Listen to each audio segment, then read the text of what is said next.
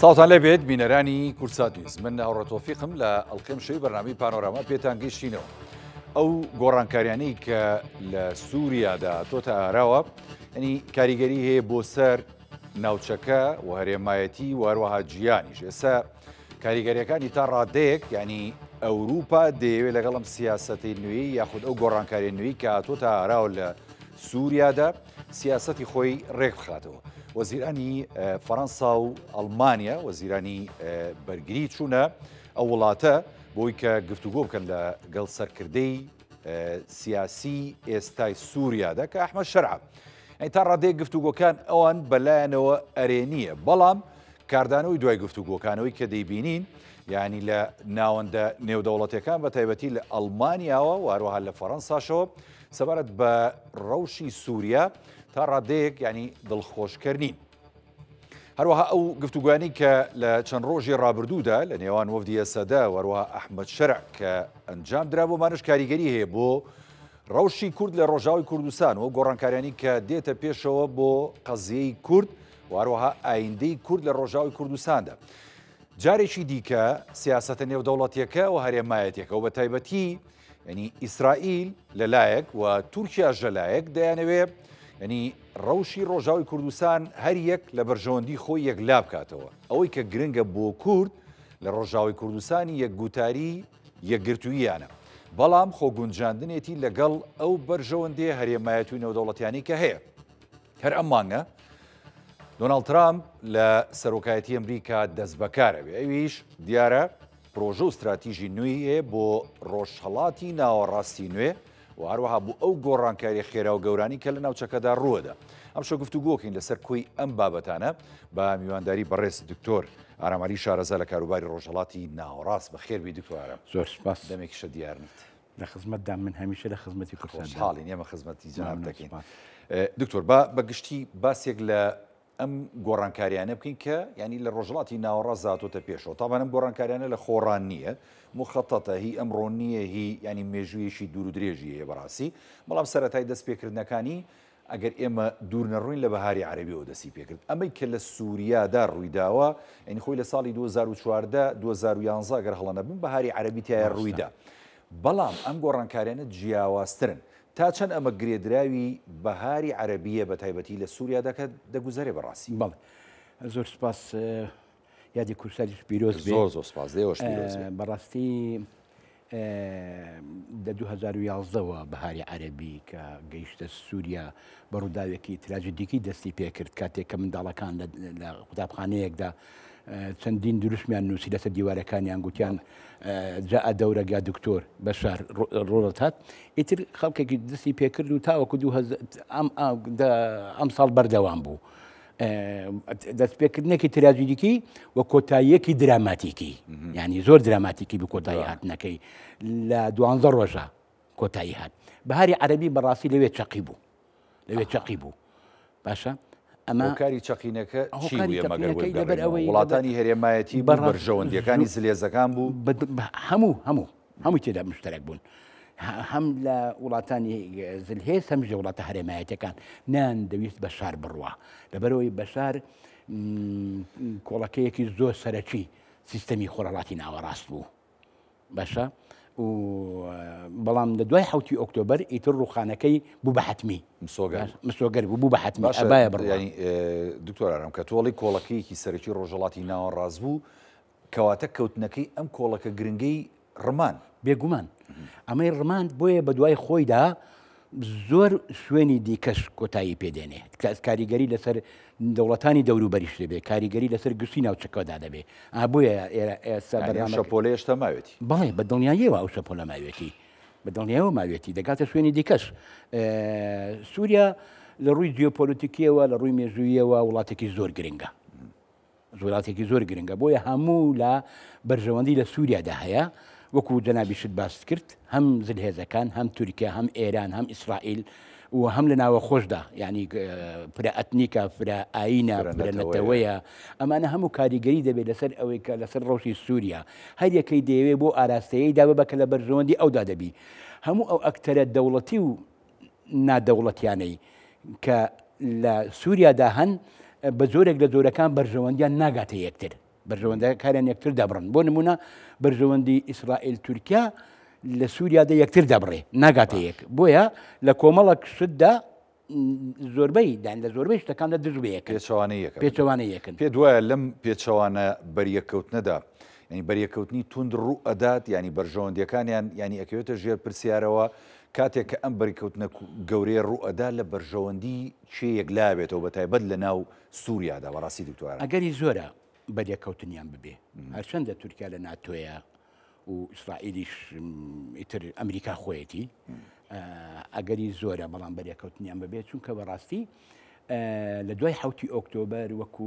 نەتەنیاهۆش باسی لێوە دەکا دەیانەوێت دووبارە خۆرهڵاتی ناوەڕاست ڕێک بخەنەوە ڕێخستنەوەی خۆرهڵاتی ناوەڕاستدا تورکیاش دەیەوێ بەشی هەبێ وڵاتانی دیکەش دەیوانێ بەشیان هەبێ لێرەوە بەریەک دەکەون بۆیە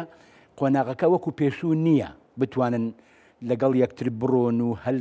لەگەر یەکتر هەڵ بکەن و تەنازولێک لەو و تەناوەزولێک لەو بگەنە کۆمەڵێک شت ئێستا لە دوا قۆناغ داین ینی ئێستا کە ئێمە لە ساڵی 2024 داین 2025 داین بەڕای 2025 داین هەر 100 ساڵ جارێک نەخشە ئەگۆڕێ سایکسپیکۆ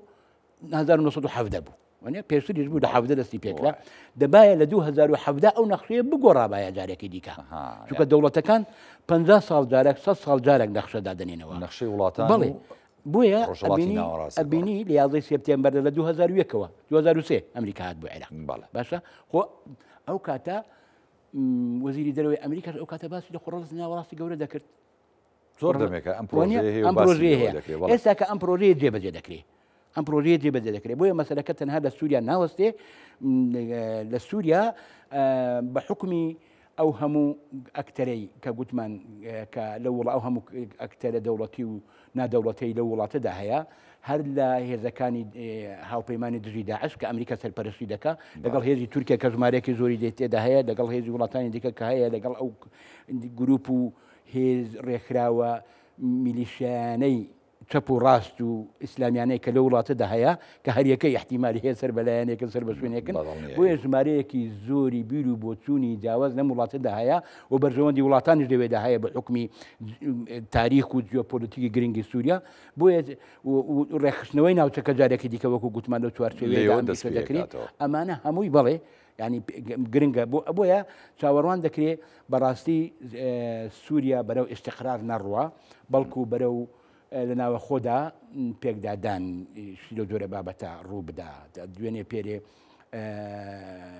بڵێن هێزی حکوومەتی ئێستای سووریا و چوبوون بۆ ناوچەی دروزەکان بۆ سوێدا ڕێگان پێنەدابوون بەڵێ ڕێگان لێژیدا بوو و ئیسرائیلیش بەڕاستی لە دوای ڕوخانی بەشار ئەسەد ئیمکانیاتی مادی و تەکنەلۆژی و عەسکەری سووریای لەناوبرد بەتەواوەتی ئێستا تقریبا نەمووی چەند کیلۆمەترێکی کەمیش لە دیمەشقی پایتەختەوە تقریبا لە پایتەختەوە دوورە بەڕاستی لە عمقی سووریا بەڵێ لە محافظەی قونەیتەرا پارێزگای محافظەی کردوتە بنکەیەکی سەربازی چیای هەرمۆنی گرتووە بۆیە هەر کاتێک بیەوێ ئەتوانێت بگاتە دیمەشق باش يعني دیمەشق بەجێ دەستیدا دکتۆران با بێنە سەر ینی خودی ئەو گۆڕانکاریانی کە ڕوویدا و ئەوەی جەنابەت ینی ناودنا دراماتیکی کە لە ماوەی 11 ڕۆژە ینی ئەم 12 ڕۆژدا دەسەڵاتی بەشار ئەسەد بە کۆتا هات و بەرژەوەندی هەندێک لە وڵاتە زلێزەکانیش لەوێ بە کۆتا هات بە تایبەتی بەرژەوەندی ئێران و باسیژە بەرژەوەندی رووسیا کرد بەڵام رووسیا جارێ خۆی لەگەڵ ئەم ڕۆشنووی سووریادا گونجان و قسەکە ئەوەیە بازەوا کردکەوە هێزانەی بمێنێتەوە بە ڕێکەوتن لەگەڵ ینی سووریای نوێدا بەڵام ینی زۆر کەس بازەوا کات ینی چۆنەڵی ڕێبەر و سەرۆشی ئەم گۆڕانکاریانە و هەژمونی ئەم گۆڕانکاریانە وڵاتی تورکیایە بەڵام لە ڕاستیدا ئەمەیە کە جەنابەت خوێندنەوە مێژوویەکەت بۆ کرد کە گۆڕانکاریەکان ینی چۆنڵی بەڕابەرایەتی ئەمریکا لە ناوچەکەشدا ئیسرائیل کە جێبەجێیەکات دواتە بەرژەوەندی هەندێک وڵاتانی زلێزی دیکە ینی ناشارێتەوە کە تورکیا بەرژەوەندیشی گەورەی هەرێمایەتی و نێودەوڵەتی هەیە هەرێمایەتیەکە ئەوەیە کە دەیەوێت هەژمونی ڕابردووی خۆی کە دەوڵەتی عوسمانی بۆ جارێکی دیکە بەدەستی بێنێتەوە لە ماوەکانی ڕابردوو چەندین ناوچەی لە ینی باکوور و ڕۆژهەڵاتی سووریا داگیر کردهبوو ئێستش کە ئەحمەد شەرع دێتە سەردەسەڵات زۆرێک بازەواکەن کە ئەمە بە هەژمونی تورکیادا هاتوۆتە ئەم دەسەڵاتە ڕەهایەوە پێت وایە بەردەوامی هەژمونی تورکیا درێژەیە بێت لە پرۆسەی سیاسی و سووریای نوێدای خود نەخێر ئەمە درەنگ یا زووەکەوێتە بەرلێشاوی شاڵاو و کەمکردنەوەی خۆی ئەم 12 ڕۆژە ینی من بەچی دەست پێێنم بەڕاستی هەمان دووبارەبوونەوەی هەمان حالەتی مووسڵە لە سووریا مووسلیش کە داعش هات بە مووسڵ لە ماوەیەکی زۆر کورددا چەندین فرقەی عسکەری عێراقی سەحبی کرد ئیتر ڕایان کرد ئەو کاتەم نووری مالکی تۆمەتبار کرا بەوەی کە مووسلی تەسلیم داعش کرد ئەی ئێستا کەش ئەمە 12 ڕۆژە لە 12 ڕۆژە پۆتین دەڵێ 350 کەس کە بۆ حەلەب چون 30,000 کەس ڕای کرد بۆ حەلەب 350 کەس لە بەرامبەر 350 دەرەیەک فیشەکان نەتەقاند ئەمە بۆ چی بوو ئیتیفاق بوو چی بوو ینی تەواکو ئێستاکە کەس لی تێناگەت چییە ترێم دەڵێ ئەمە لە بەرژەوەندی تورکیادا بوو تورکیا کلیلی ڕووداوەکانی داهاتووی لەدەستدایە وا حیساب دەکەن کە تورکیا کردوێتی ڕاستە حەیەی تەحریری شام لەوێ بوو بەڵام بەڕاستی پێت بڵێم کۆمەڵێک هۆکاری تاریخی لە پشت ئەو مەسەلەوەیە باشە هەندێک شتی دیکرد بۆ بینەوە لەسەر ئەمە تۆزێ بووەستین دوای وەڵامی پرسیارەکە جەرەدەمەوە مەسەلەن کاتێک ئەمە گوتمام ئەمە ئیمتیدادی بەهاری عەرەبیە وانە لە هەر وڵاتێک بە شێوازێکە لە هەر وڵاتێک بە شێوازێک باشە کوێ تەوەقوعی دەکرد CIA کاتێک تونس بن عەلی ڕوخا گوتیانە CIA ئەو کاتە نازانم چێ سەر کۆمار بوو سەرۆکی ئەمریکا بوو گوتن ئێوە چۆن نەتانزانی ئەم وڵاتە لا ئینهیار نزیک بۆتەوە گوتی ئەمە چزانین خۆ سووتانی عەرەبان چێک دەبێتە قەزەیەکی وا گەوری لە دەکەوێتەوە ئەوەن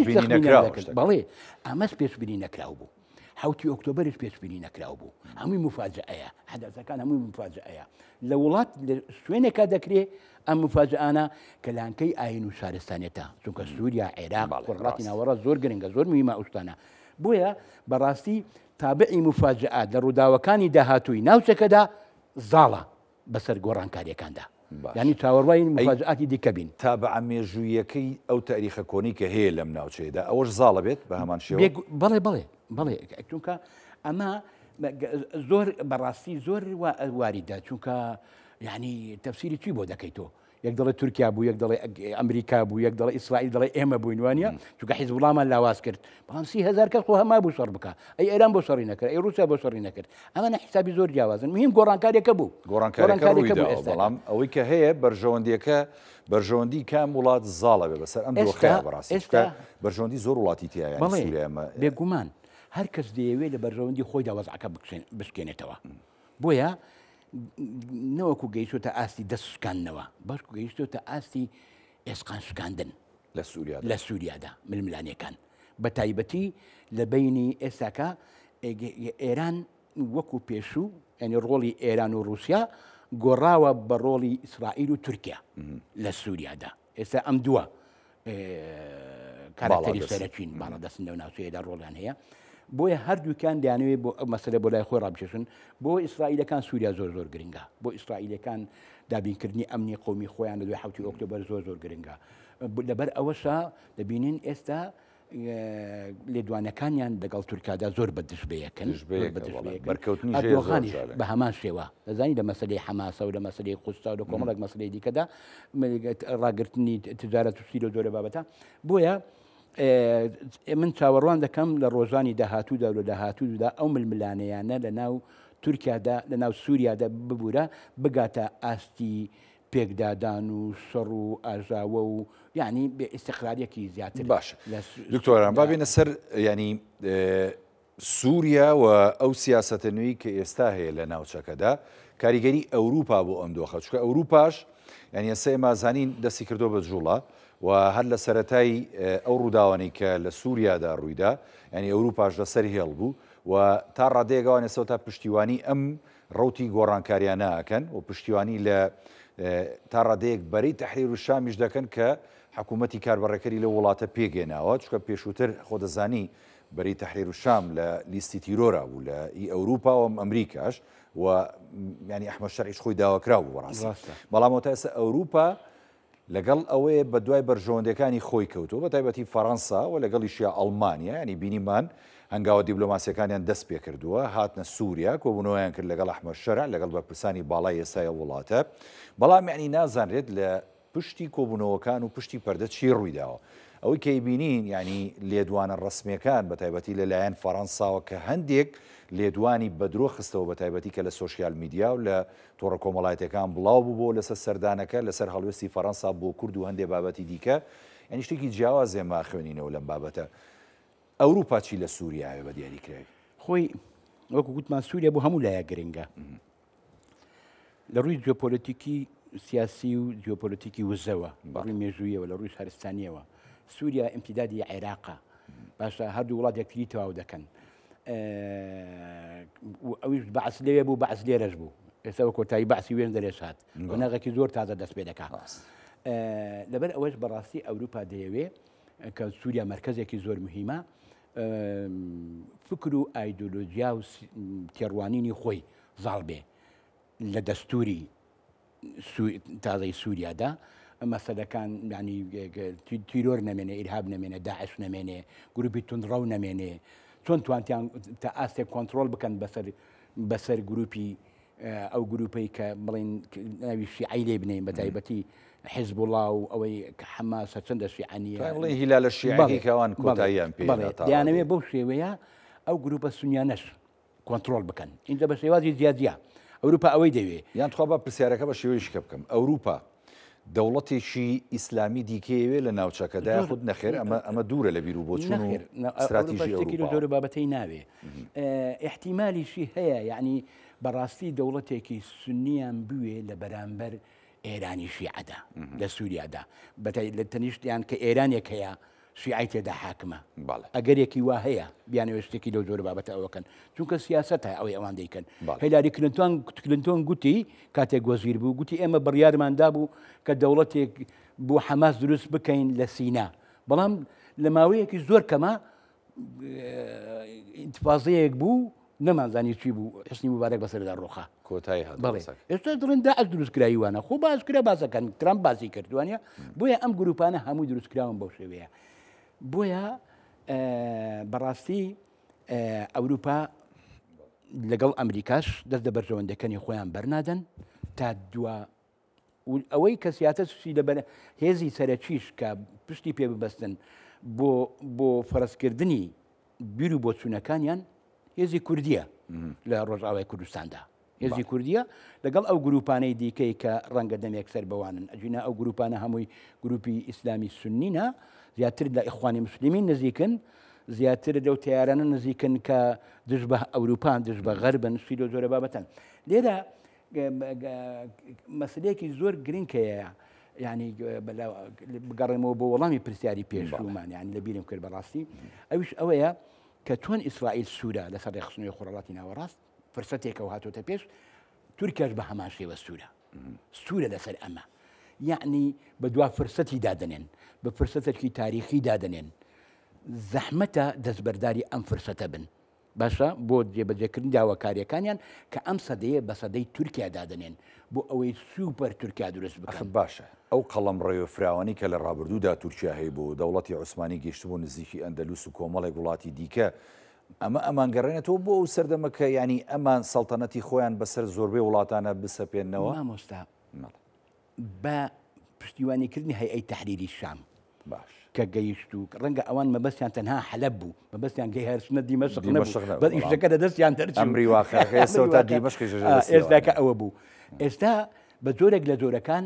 ویلایەتی حەلەبی ژیاندەوە زەمینە سازی کرد بۆ ژیاننەوەی ویلایەتی حەلەب لە داهاتووشدا ئەگەری ئەوە هەیە لە ڕێگای داعشەوە زەمینە سازی بکە کە ئەویش گروپێکی ئیسلامی سونیە بۆ ژیاننەوەی ویلایەتی مووسڵ دوور نییە هەمان سیناریۆ بە جۆرێکی دیکە دووبارە ببێتەوە لە وڵاتەیەدا لە بەتایبەتی لە عێراقدا باشە چۆن لە ڕێگای ئەحمەد شەرعەوە کردیان ویلایەتی حەلەب ئێستاکە حەلەب چێ تایە یعنی ئەوانی تایە گروپەکانی سەربەوانی تایە و هێزەکانی ئەوان هەشت نەک دەیان بکە هێزێکی زۆری لە ناوچەیەدا هەیە بۆیە هەر کاتێک بێوێ دەتوانانی ویلایەتی حەلەب بژێنێتەوە بە تایبەتی لەو دانوستاندانەی کە دەکرێت بۆ ئێستقرا دروستکردن لەوێندرێدا کاتێک تۆ لەسەر زەوی هێزت هەیە ئەتوانی سروود فەرسکەی قسەی تۆ ئەخوا لەبەرەوە تورکیا واز لەمە نایانێ کۆمەڵک سیناریۆ هەیە زوو ناگاتە شەڕ بەڵام ئامادەیە هێزیشی ئامادەیە بۆ شەڕکردن و بۆ ڕوبەڕووبوونەوە چونکە بەڕاستی گوتمان ئەمە داڕشتنەوەی نەخشەکەیە بۆ 100 ساڵی داهاتوو بۆ 100 ساڵی داهاتوو باشە ئەم گۆڕانکاریانە بەڵێ. هەم نەخشە بەڕای من ئەگۆڕێ لە خۆڕەتی ناوەڕاستە هەمیش نیزامەکان دەگۆڕێ هەمیش ئەحزابەکان دەگۆڕێ گۆڕانکاریەکی زۆر ڕیشەیە ئەمە نییە مەتەنم بەتەنیا نیزامێک لە وڵاتێکا بگۆڕێ ئینقلابێکی عسکەری ببی ئەمە گشتگیرە سەرتاسەریە ڕیشەیە گۆڕانکاریەکان هەموو ناوچەکە ئەگرێتەوە ئەم بۆیە لەبەر ئەوەشە هەموو لایەک دەیەوێت دەستکەوت بەدەست بێنێ خۆی فراوان کە لەسەر حسابی باشە دکتۆرەگەر بینە سەر بابەتی گۆڕانکاری ڕیشەی کە ڕوئەدا لەم ناوچەیەدا ئەنی خۆ کوردیش ینی ماوەی 100 ساڵە دابشکراوە بەسەر ئەو چوار وڵاتی کە هەمومان نەزانین ئەنی بەشێکی گەورەی تا ئێستا لە سووریایە کە لە ڕۆژاوی کوردستانە ئەمان لە دوای ساڵی 2011ەوە کە بەهای عەرەبیە بێ لە وڵاتە خاوەن هێز و دەسەڵات و نەفوز و کۆمەڵێک ناوچەی ژێردەسەڵاتی خۆیان کە تا ڕادێک حکوومەتیشی خۆجی و مستەقیڕیان هەیە پەیوەندیان لەگەڵ زۆرێک لە وڵاتانەیە بە تایبەتی هێزەکانی هاوپەیمانە لەسەر هەمویان و ئەمریکا و ئێستاش ئەوان ینی بەشێکی سەرەکی ئەبن لە پێکێنانە و داڕشتنەوەی نەخشەی سیاسی سووریادا بۆ کۆبوونەوەکانی هەسەدە کە لە دیمەشق بەڕێوە چوو لەگەڵ ینی هەیەی تەحریری شام ینی کۆبوونەوەیشی گرنگ بووە لە نێوان هەردوولادا چکە بۆ وەفدی هەسەدە بە تارێشی ئەمریشی چوونە ئەوێ و لەوێ ینی کە پێشوازیان لێکرا دواتریش ئێسێمە کەم تا زۆرە بیسین ینی بۆ نمونە ئیسرائیل لەسەر مافی کوردیەتە دەنگ و قساکە و فەڕەنسا و تەنانەت ینی ئەڵمانیاش بە هەمان شێوە قسەیان کردو لەسەر ئەم بابەتە کورد لە سووریای نوێدا مەکانەتی چییە بێت ئەم هێز و جوگرافیا سیاسی بەدەستەوە ئەمێنێت و قووەت و هەیبەت و ناوچەکەی هێندە گرنگە کە بتوانن پارێزگاری لێ بکەن وڵاتانی زلێس بەڵێ دەست خۆش پرسیارێکی زۆر گرنگە بەڕاستی سەرەتا دەبێت ئەمە بڵێم سەبارەت بە وەڵامی ئەو پرسیارە هەموو ئەو گۆڕانکارانەی کە ئێستا کە لە ناوچەکەدا دەبن لە ڕووی استراتیجیەوە 100% لە بەرژەوەندی کوردایە لەبەرەوەی نەخشەی سایکس پیکۆ هەڵدەوەشێنێتەوە لەبەرەوەی هەموو ئەو ڕێکەوتنامانەی کە هەبووە لە نێوانانەدا هەڵدەوەشێتەوە ئەو سیستەمە ئەقلیمەی کە دژ بە ئێمە بوو هەڵدەوەشێنێتەوە باشە چۆن عێراق ڕووخا سەدام کە ڕووخا دوژمنێکی گەورە ڕۆیشت باشە کە بەعز دەڕۆ بە هەمان شێوە باشە کە وڵاتانی دی ئەو گۆڕانکاریانە هەمووی لە بەرژەوەندی کوردایە لە ڕووی استراتیجیەوە لە بەرژەوەندی کوردیدا دەشکێتەوە لە کۆتاییدا بەڵام ڕەنگە سەرەتا لەم لاو لەولا تۆزێک ئازار و مەینەتی و ئیتر شەڕ و سلو جۆرە بابەتی دێدا هەیە بۆکو جەنابیشت باس کرد لە 2011ەوە لە 2014ەوە مەسەلەی هەسەداوایە ئەنی هێزەکانی سووریا دیموکرات ئەمڕۆ بەڕاستی هەموو ئەو دەوڵەتانە دژمنانی کورد پێش کورد دەزانن گۆڕانکاریەکان لە بەرژەوەندی کوردایە دەزانن هیچ گۆڕانکاریەک لە ناوچەکەیە یەکلایی نابێتەوە بە بێ کورد ئێمە سیر نەکەین کورد هێزێکی لاوازە لە باشووری کوردستان لە ڕۆژاوی کوردستان یان بڵێن هێزی وەک دەوڵەت نییە باشە بەڵام کارکتەرێکە کە تا ئاستێک حساب بۆ کراوە جگە لەمەش لە ڕووی مێژووی و شارستانیەوە لەو گۆڕانکاریانەدا ڕۆڵی کورد زۆر گرنگە لە ڕووی مێژووی و شارستانیەوە لەسەر خاکیش لەسەر زەویش ئەمڕۆکە هێزێکی کوردی هەیە لەوێندەردا بۆیە دوژمنانی کورد بیانەوێ و نەیانەوێ کورد ئەم جارە لە کۆتایی ئەم گۆڕانکارانەدا دەبێتە ساحب دەستکەوتێکی زۆر گەورە ئەمە یەک دوو بۆیە ئێستا دەوڵەتانی ئیقلیمی بە تایبەتی تورکیا ئاشە بە تایبەتی تورکیا باخچەلیەک کە ئێستاش دام بە کورددان نانێ داوای دانیشتن لەگەڵ ئۆجالان دەکات نوێنەرانی کوردی بینی دەستی قسە دەستیان داوای برایەتی بۆچی لەم کاتەدا بۆچی دەسەڵ بۆ ئێستا دەزانی کورد بران ئەنی تازە شتێکی تازەیە کورد لە عەزمان هاتوۆتە خوارەوە تازە کورد بران ئەی چەند ساڵا و کوشت و بڕتان لە چی ئەم گۆڕانە مفاجئیە لە چی ئەمانە ئەزانن ڕەوشەکە گۆڕانکاریەکان لە بەرژەوەندی کوردایە لەبەر ئەوەشە بە هەموو جۆرێک بە سیاسەتی جیاواز بە تەکتیکی جیاواز دەیانەوێ ئەم فرسەدە لە دەست کوردەری بێنن یەک باشە لە دەست کوردەری بێنن ئەوەی خۆیان دەیانەوێ بە شێوازی جیاجیا بەدەستی بێنن درێغی ناکەن ئەمە لە بەکارهێنانە هێزی عەسکەری تاوەکو هەموو شتێکی دیکە بۆ ئەوەی کورد نەبێ بە هیچ ئەوروپاش ئەم شتە زۆر باش دەزانێت ئێمە نەبیر نەکەین ینی ئەوروپا هەموو شتێکیان لەدەستدایە ینی ئێمە ئەگە خۆمان مێژوی خۆمان و کۆمەڵێک شتی خۆمان نازانین ژمنامان باش ئەو شتە دەزانین ئەوروپیەکان باش دەزانن ئەم مەسەلەیەکیە ئەزانن تاکە لایەنی کە هەبێ دەزانن کوردی بێ بەشت ئەمە یەکەم دووەمیش ئەزانن ئیتر ئەمانە تاکە جیهەتی کە بتوانن تەعاملی لەگەڵ بکەن لە داهاتوودا کووردە ما باشە لە ڕووی مافەکانی مرۆڤ لە ڕووی ئەلمانیا لە ڕووی کۆمەڵێک شتی دیکە باشە معتەدی لە ئەوەیە و دیاریشە ینی لەبەر ئەوەشە ئەمانە پشتیوانی کورد دەکەن بە دڵنیاییەوە پشتیوانی کورد دەکەن هەموو ئاسانکاریەکیش بۆ ئەوە دەکەن کورد ئێستا کە بۆیە دەتوانین بڵێن لە ڕووی استراتیژیەوە نەک یاریکەرێکی مهمە کۆڵەکەیەکی مهمە لە ناوچەکەیە هەم لە باشووری کوردستان هەم لە ڕۆژاوای کوردستان ئەمە ئێرەش دەبیر نەکەین ینی گرنگە چونکە ئەوش پێگەیەکی زۆر گەورەی هەیە بۆیە ئەوروپیەکان بە تایبەتی ئەڵمانیا و فەڕەنسا کە دوێنێکە لای سەرع بوون دوێنێکە لای سەرع بوون ئەوەی من لە سەحافەی تورکی خوێنمەوە باشە دەڵێ تەسلیحی داوە نا خۆی دەڵێ گوتویانە گوتوێتی کە ئێمە لەگەڵ چارەسەرکردنی کێشەکەین هاوپەیمانەکانمان کە لە دژی داعش کوردەکان لەگەڵ ئێمە بوون ئەبێ چەک دابنێ ناڵە دەبێت چەک دابنێ شتی دۆ جۆرە بابەتی نەگوتووە نەیگوتووە بەڵام لە میدیاکانەوە تورکەکان وایان نووسی بوو لە سەحافەی خۆیاندا بەڵام لێ دوانە سەرچەیە کە من چوومە سەری وای نەگوتووە دەڵێ ئەبێ لە چوارچێوەی ئەبێ کوردیش کە هاوپەیمانن هێزی سووریای دیموکرات کە هاوپەیانی ئێمە بەرەسەری داعشدا هاوبەشمان بوونە هاوپەیمانمان بوونە بەرژەوەندەکانیان بپارێزرێ لە سووریای داهاتوودا ئێمە گرنگە ئەمە لە بەیاننامەیەکدا وەزیری دەرەوەی فەڕەنسا شتێکی دەور بابەتی گوتووە لە بەیاننامەیەکدا ئەنی من خۆم چوومە سەری خوێنمەوە نەوەکو بەتەنی ئەوە تورکەکان گوتویان دەبێت چەک دابنێ بەڵام لە ئەسڵی خۆیدا شتێکی دەور بابەتە نەبووە ئەمەش ئینتیهایە یعنی لە سیاستدا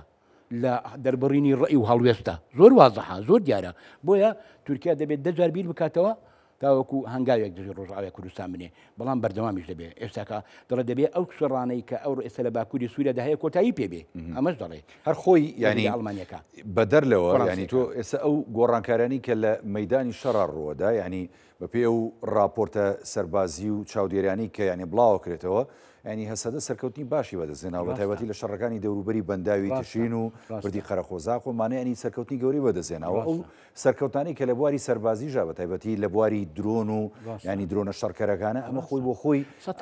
ینی تەوازنی شەڕی گۆڕیوە ینی بەڕاستی دکتۆر ئارام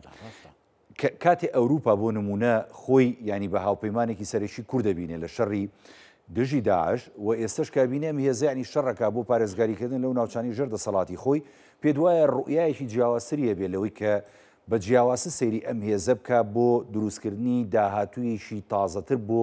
سووریەکان لە سووریایەکی نوێ بۆ فرەپێکاتە و ینی تا ڕادەیەک دەسەڵاتێکی مەدەنی خۆی ئەوروپایەکان باش دەزانن بە حکمی کۆمەڵک هۆکاری مێژووی و شارستانی کورد لە داهاتووی خۆڕڵاتی ناوەڕاستدا پێگەیەکی دەبێ ئەوروپایەکان ئەمە باش دەزانن لەبەر ئەوە یەک لەبەر ئەمە دووەمیش لەبەر بەرژەوەندەکانی خۆیان سووریا پشتیوانی هێزەکانی سووریایی دیموکرات دەکەن باشە ینی شتێکی استراتیژیە شتێکی استراتیژیە چکە گوتم وەکو گوتم بیانەوێ نەیانەوێ کەس ناتوانێت ئەم جارە کورد هەنگایەک بۆ پاشەوە بنێ یعنی بڵێن کورد ئەم جارە وەکو دەڵێ بەبێ دەستکەوت خۆی کوردی فاکتۆیە کە ئەمرێکی واقع بەسەر هەموو لایەک لە فەرز بووە بۆیە ئەوانە باشە زانن لەبەرەوەش تەعاملێکی ئەمری واقع و تەعاملێکی باش لەگەڵ حرەکەی کوردی دەکەن لەوێندەردا ئەمەش فرچەرێکی زۆر زۆر باشە بۆ کورد بەڵام کورد دەبێ باش خۆی بۆ خۆی لە مەسەلەیە بگە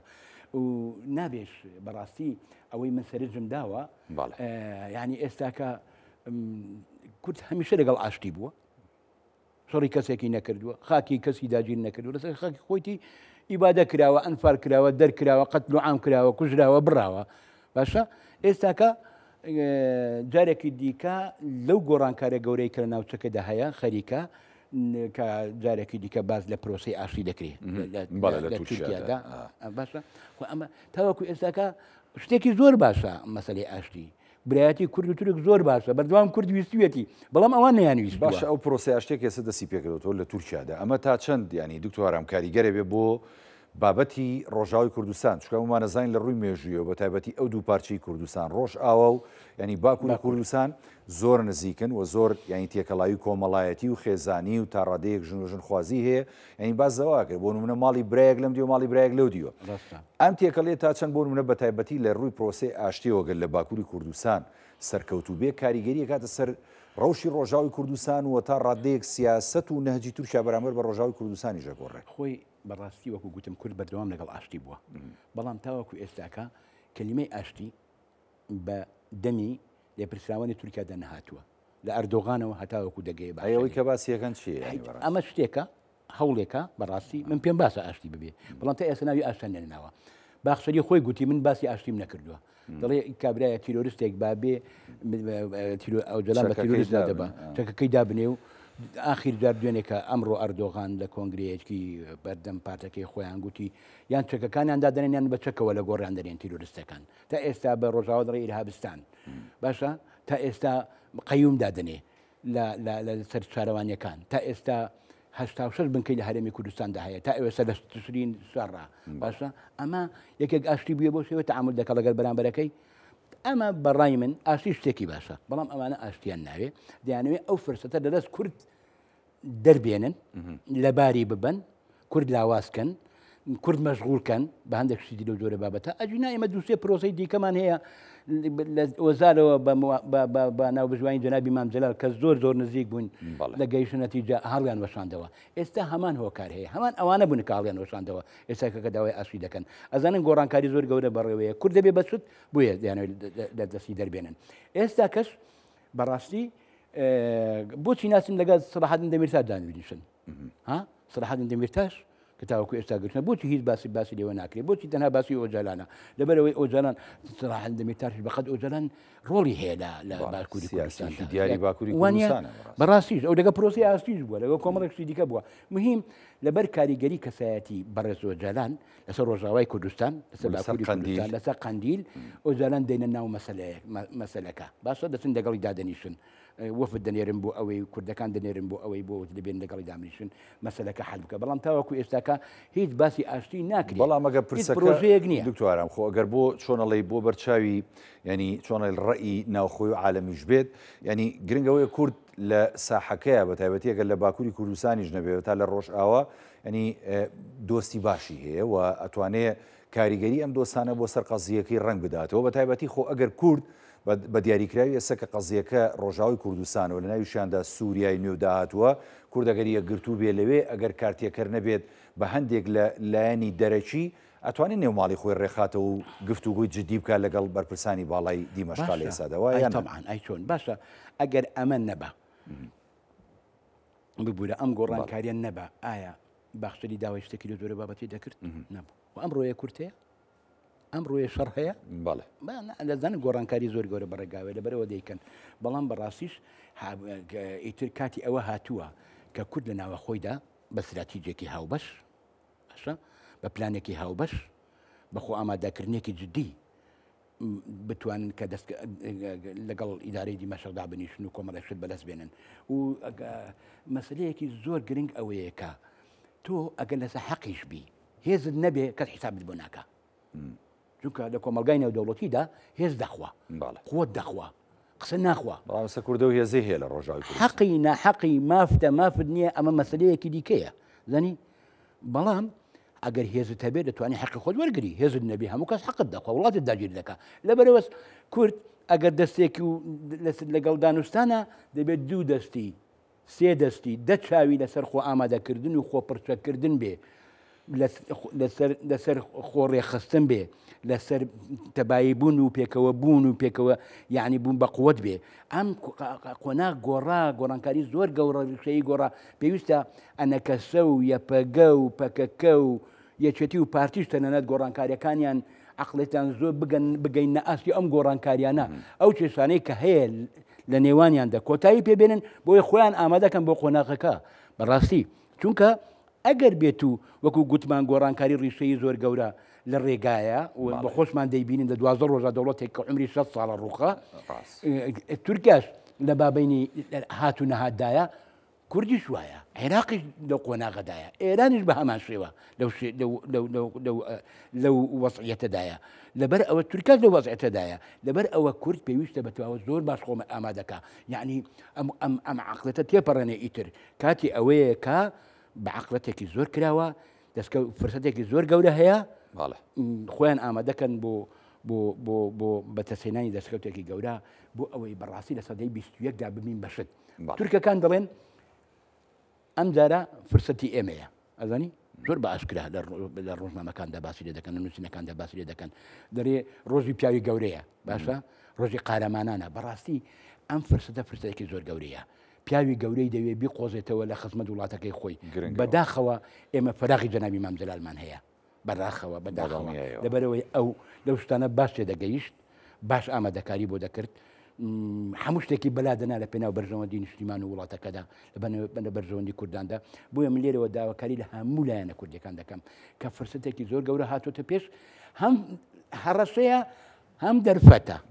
هەم دەرفەتەکە بقۆزرێتەوە کۆتایی بە هەڕەشەکەدا بێنی با بمین بە ساحبکیانێک لە سەدەی 21ەکەم دەستخۆش کاگارام عەلی شارەزای کاروباری ڕۆژهەڵات زۆر سوپاس دەکەم کە لە بەرنامەی پانۆراما لەگەڵمان بی خۆشحاڵ بن سەرچاومانە منیش بە سپاس. بەڵێ بینەرانی بەڕێز هەڵقێم شەوی پانۆراماتان پێشکەش کرایەوە ساغ و تەندروست باش بن خواتان لەگەڵ.